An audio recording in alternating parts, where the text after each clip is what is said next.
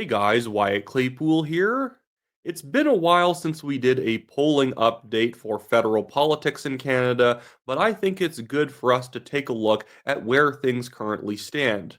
Obviously, Mark Carney and the Liberals are currently in a polling honeymoon. They just won the last election a couple months ago, so naturally, a lot of Canadians are willing to say that yes, they want them in office because, well, they won, let's give them a chance. But while people have been going around showing off the results of the recent Nanos poll, which we will be looking at, I don't believe it's actually representative of where Canadians are at. I don't think people have shifted massively in favor of the Liberals. I think that the Liberals have experienced a small bump.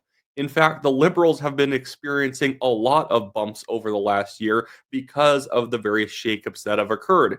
Getting rid of Trudeau revived the Liberals' popularity, and then Mark Carney becoming the leader gave them a bump, and then after they won, they get a bump.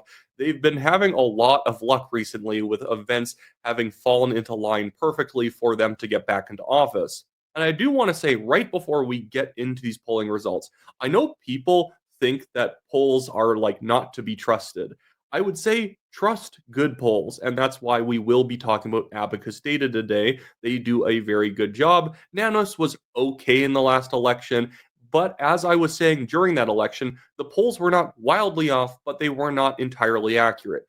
Generally speaking, I would say the best way of correcting for polling bias or polling error, usually the bias is just in them calling too many urban voters and not enough rural voters, is that what you should do is lower the liberal number a little bit and raise the conservative number a little bit, because that was the general polling error in this last election. Conservatives usually did a little bit better than what most polls showed, and the liberals did a little bit worse. If the conservatives literally got 0.3% more, a half a percent more in the election, they would have probably won the minority government. They were only 8,000 votes off in the closest ridings that they needed to win from the liberals in order to be in office. It was very, very close, and people pretend that it was a big disappointment. It's just that the votes in very specific ridings just did not come in where the conservatives thought they were going to come in. But now let's get into the numbers. I usually like using Shreya Teest. He does a very good job presenting the data online. By the way, out of all of the people projecting the results of the election, Shreya Teest and the Great Canadian Bagel, who I also plug, were the two most accurate polling projectors. Shreya Teest just graduated from grade 11. He is probably one of the smartest people currently in Canadian political data. But here are the Nanos numbers. Liberals 45%, Conservatives 30, NDP 12, Bloc Québécois 6.1, Greens 2.9, PPC 1.5, other 1.3. Now, are the Liberals right now ahead in my mind? Definitely. They just won government and they're in a honeymoon. People always give the new government the benefit of the doubt. It always happens. It even happens when you ask people who they voted for. Disproportionately, people will say they voted for whoever won, even if they didn't actually vote for them. But this is an absurd result. To act as if, like, about what would it be? 11, 12% of conservatives defected over to the liberals, or a bunch of them defected back to the NDP just recently, doesn't really stand to reason. But I do want to show you what that kind of poll would result in when it comes to the overall map of Canadian politics. Shreya Teest, again, does a great job displaying this stuff, and he shows that the Liberals, out of a result like this, would win 216 seats, Conservatives 93, NDP 19, Bloc 11, and Greens 3. That's usually a good sign that's not a good poll when the Greens are above 2 seats, because they only won one in the last election, and I don't think enough Canadians are clamoring for the NDP to make a big comeback. I think that this is just, again, a bit of a snafu of Liberals being energized after winning an election and being far more likely to actually pick up the phone and take a poll. Now, let's jump over to the Abacus numbers, because I think that these ones are genuinely just better. I'm not just picking polls that I think are good, I'm picking polls that are realistic. Do you think that the NDP, since getting clobbered and getting 6% of the vote, have now gone up to 12?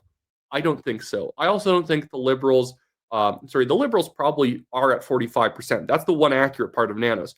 Conservatives fell to 30, No, they're at 41.5 in the election. I think they're probably around what Abacus data shows here. Abacus data shows the current polling much tighter. Liberals 42%, Conservatives 39, NDP 7, Bloc Québécois 6, Greens 3, PPC 1, Other 1. And by the way, when it says the NDP are negative 1% and they're at 7, that is based off of the last Abacus poll done because, of course, the NDP only got 6% in the last election.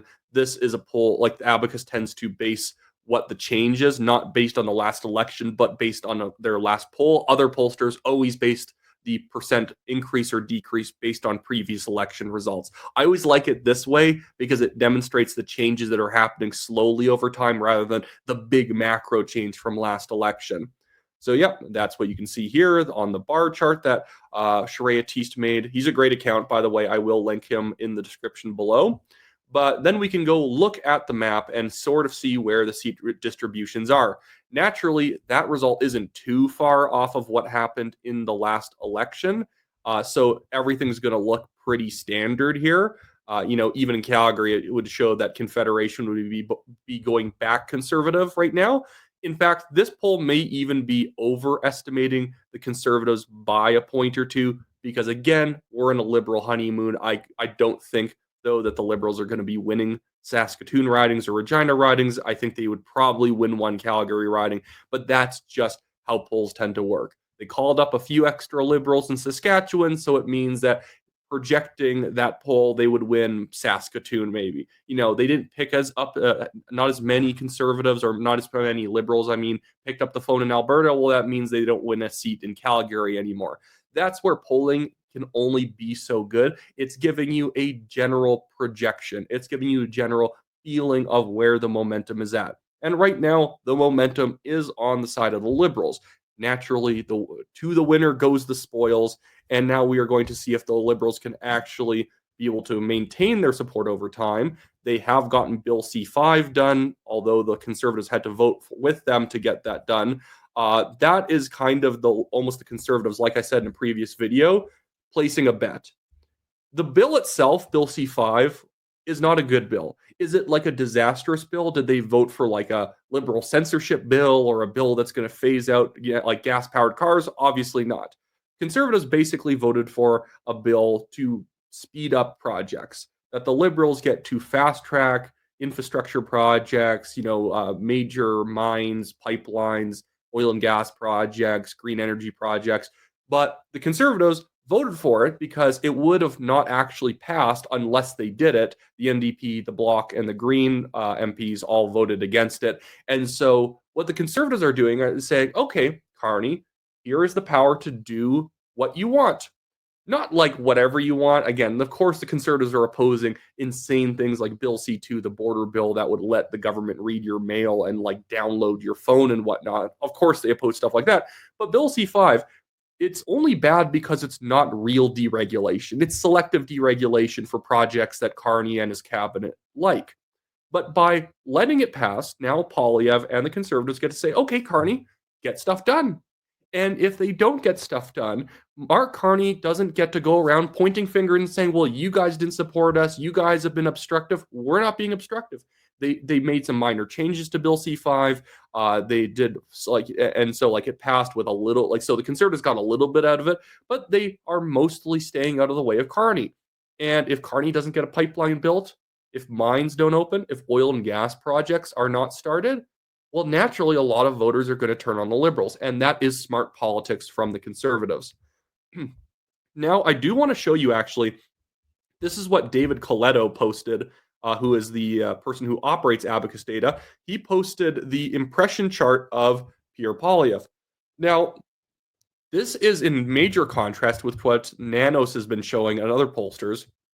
I did show one, I believe, from Angus Reid, which also shows something similar to Abacus, but some of the more liberal-leaning pollsters, and I don't mean that based on, I'm not saying that because of the ideology of the pollster. I frankly don't know most of their ideologies, but in terms of the sampling of Nanos tends to be a little bit more liberal than the actual country is. In that last poll we were just looking at was probably way too liberal.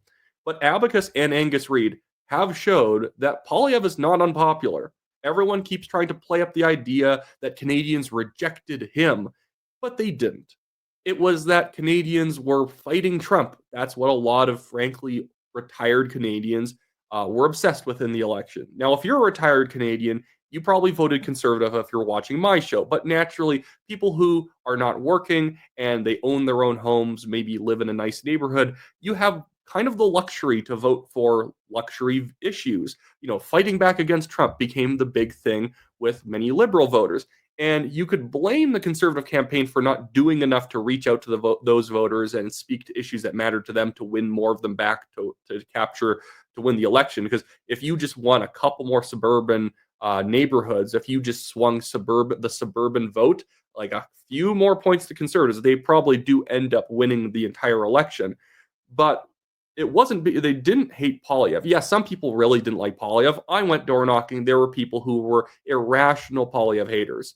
But look at this here. Right now, his approval rating is 42% disapproval, 41% approval.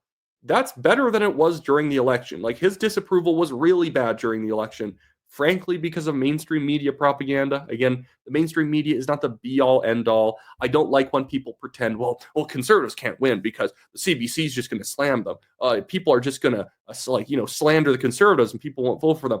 It has an effect, not as much as you would think. I would say, again, the big thing with the conservatives is constituencies of voters that they spoke to specifically, like fishermen in Newfoundland or people who care about crime. Asian voters usually really care about crime, and they had a much better crime policy than the Liberals did because the Liberals were not committing to getting rid of things like Bill C-75, Bill 5, the previous, not C-5, the one that just passed, but previously there was one that let people off for carrying actually illegal handguns easier. So the conservatives, by opposing things like safe supply, drugs, and decriminalization and whatnot, and wanting harsher sentences for violent offenders and repeat offenders, they did really well in Richmond. They did really well in Richmond Hill, Vaughan, by going after the anti-Semitism of the urban centers. They ended up winning a lot of more heavily Jewish neighborhoods in places like the places around Melissa Lantsman's riding Thornhill. That's why Roman Baber beat Yahara Sachs, is because she was enabling all of the Hamasniks going around harassing Jews. So that was a good thing the conservatives did. But when it came to that upper middle class retired voter, I think the conservatives just didn't say anything to them, and that's why they ended up losing. By the way, sorry this video is dragging a bit. I do want to tease that I will be getting to an article later in this video where the left-wing rag, the Tyee in British Columbia, ended up attacking me and a couple of my other colleagues at 1BC Party in British Columbia. But now, just to quickly look at one more thing, I just want to show you guys this ridiculous attack on Pierre Poilievre. And by the way, Poilievre is actually doing what I've been saying and other people have been saying. He is actually firming up on immigration. He has said on his new podcast that he's launched, which is smart. You know what? It's even better than going on other people's podcasts. Have your own podcast. Say whatever you want there. And he's not saying mild opinions, which is nice. He said that he doesn't care if the Canadian population goes down by cutting immigration, because right now we need an immigration reset. We need to actually, sort out our own domestic issues before letting any substantial amount of people in. So that's exactly what I've been saying. Slash immigration 75%. Oh, but maybe companies won't be able to hire workers at lower prices. Who cares? Cut their taxes. That's what you should be running on. Slash taxes across the board. And so Poilievre is doing the right thing. If you're going to win the election, you got to run on a big, audacious plan. You don't win by seeing the Liberals say, we're going to cut taxes by 1% under $50,000 and saying, well, we're going to cut taxes by 2.25%. No, cut it by 5 points. Go above that, cut it by 3 points. And I'm not talking about like, if you pay $1,000, we're going to knock off like $30 in taxes. I mean like 3 points off of the rate that you pay. Do that. Say every bracket above the minimum is going to go down by 20% overall in terms of the portion. That would be great. But, if you run a mild campaign, you're going to get mild results. So I just want to highlight this ridiculous thing. I love like how, in theory, they could just ignore it, but the liberals online are still just complaining about Pierre Poilievre. This Debbie Bloodclot person says the left melting down over pure drinking American beer is my favorite thing on the internet. And actually, I believe Rick Perkins pointed out because he's drinking like a Coors. Rick Perkins pointed out that it's literally currently made in Canada. I know this. I used to work in a liquor store. There's tons of American brands that are made in Canada because do you think that they are going to make Coors in the middle of the Midwest and ship it up here? Or why not just make it here and ship it around Canada with the same label and the same formula? It's pretty obvious. But this guy, Henry A., says this guy wants to be Prime Minister of Canada at a time the American president is trying to crash the economy and he's drinking their beer. P.S. Black hats are the bad guys. He's drinking their beer. It's so it's so tiring. These people are tiring. But yeah, that is the current state of the polls right now. I didn't mention, I don't think, with Shreya Teest what the current seat count would look like with that abacus poll. Obviously, it has the Liberals or a little bit up on the Conservatives compared to the actual election results. But the abacus poll modeled out, if you guys didn't read it for yourself yet, was 177 seats to the Conservatives 131, Bloc 25, NDP 7, Greens 3. Again, I don't think the Greens are actually going to get 3. In fact, one of those would probably go conservative. Conservatives probably wouldn't fall in the seats. They'd probably be up higher than this. But the Liberals are basically just projected to gain a few more. So right now, they would win a majority, but that's not surprising because, again, they are in a honeymoon period for their government. It happens to every government. When you win, people tend to like you more. When you start failing, they will abandon you very quickly. Not everyone, but those kind of fair weather voters who like to pretend that they were on the winning team, whether they voted for them or not, or maybe you didn't even vote. But now I'm going to get into this article right here that is titled One BC's Big Hiring Mistake. The new party chose political purity over experience as it recruited key staff.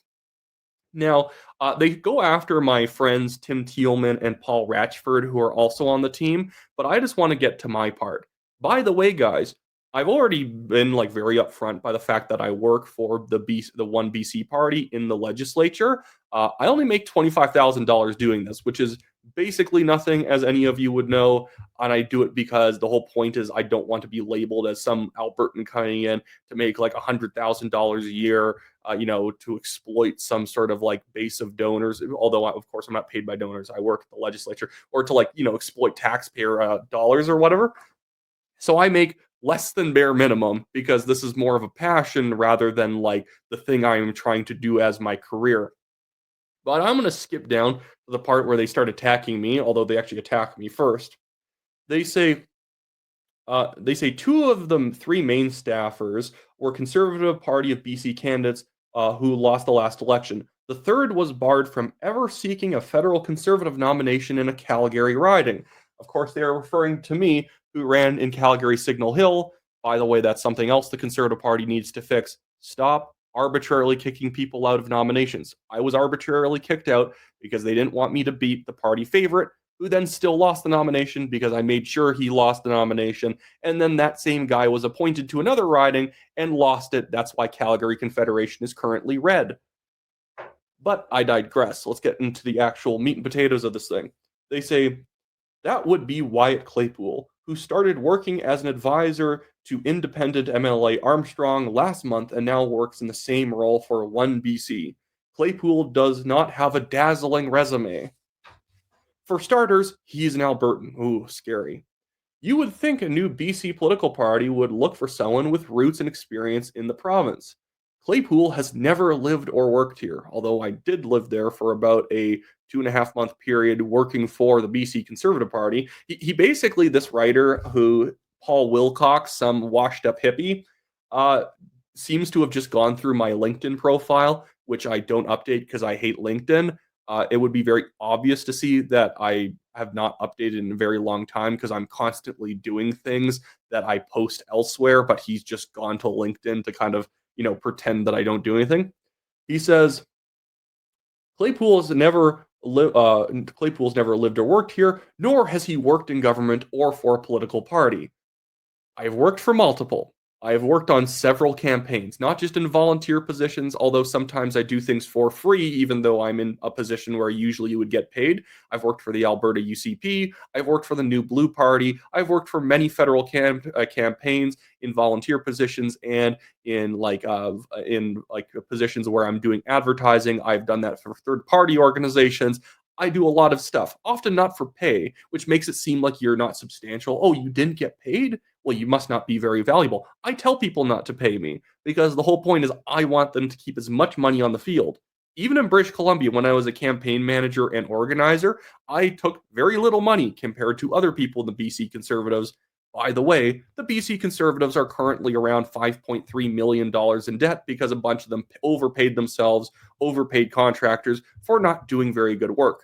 I got very little overall, and I didn't even bill anything to the donors of that party. This is also why I now work for One BC because I can't stand the way that the BC Conservatives treat their donors and their members. But going on, it says, in fact, Claypool doesn't have much of a work history. Part time at a liquor store as he studied towards a master's degree award 2 years ago, and then co owner and presenter with the National Telegraph, which shares his amazingly dull political commentaries. Add to that the fact that Pierre Poilievre's Conservatives refused to allow the then 24-year-old Claypool to try and win the party nomination in Calgary Signal Hill, disqualifying him for undisclosed reasons. They always do that to basically imply, must be something wrong with him. Must have said something racist. Must have said something just absolutely indefensible. Not at all. I was kicked out because was going to beat the party favorite. That was basically it. Claypool espouses the usual right wing socially conservative orthodoxy. There are too many immigrants. Fact check true, especially poor ones. They slip that in there to imply like I have a contemptuous attitude towards like poor people. Obviously not. If you guys have ever watched my show, every time I bring up immigration, if I specifically talk about people who are low income, I'm usually talking about it from the perspective that's not only not good for the country to bring in this many people who don't have good skills, it's not good for those people in general. Coming to a country like this, where you need a lot of wealth and skills to actually live comfortably, especially if you're going to have a larger family, it's bad for those people coming in from other countries who don't have built up wealth and don't have skills and are going to be living as effectively rent seekers for their entire lives if they actually end up sticking around here. Like maybe their kids will do better, but this is not like a place where you can like just, put your nose to the grindstone and live in a nice house or even own a home at all. Maybe if we lowered taxes and did other stuff like that, we could, but you'd also have to lower immigration. But again, he slips it in there saying like, oh, he especially poor ones, as if if I've gone on some sort of like anti-poor immigrant rant or something like that. Like screw these people for wanting to make money. Oh my goodness. And then then he puts in quotes because I have said this. I'm proudly pro-life and pro-pipeline. He throws it in there because the Tyee is very anti-pipeline, very anti-oil and gas. Cut taxes, and then they quote my bio from my X account, Baptist Zionist Neocon, as he describes himself on X. So yeah, that was their attack on me. They go on to Paul Ratchford and Tim Thielman, who again, they just take things out of context to pretend that they're like deeply bigoted individuals. No. Or they even go after Tim Thielman here, which is disgusting, for saying he came in a distant third place in Victoria Oak Ridge or Oak Hill or whatever, Beacon Hill, in the provincial election. It is the most left-wing riding in the entire province, and he didn't come in a distant third. He got like 25% of the vote, with the Green candidate getting like 28 or like 30, and then the NDP getting like 37 or something like that. It was a pretty good showing for a riding where usually the Conservative isn't expected to even be close to the next person in line. This is like a very divided, like left-wing riding, and he did like generally pretty well. I think he actually might have done better than 25%. I'd have to go check. But yeah, it's just a nasty article written again by what I would consider to be a washed up hippie. All these guys went from in the 60s and 70s being LSD to today being HOA. They are pretending like they're still standing up to the man by criticizing somebody with bad information who is less than half their age, because I guess that this is them standing up to fascism. standing up to somebody who is in favor of small government and family values. Oh, whatever. So good work on the Tyee for still sucking at their jobs, but what can you expect from government subsidized media?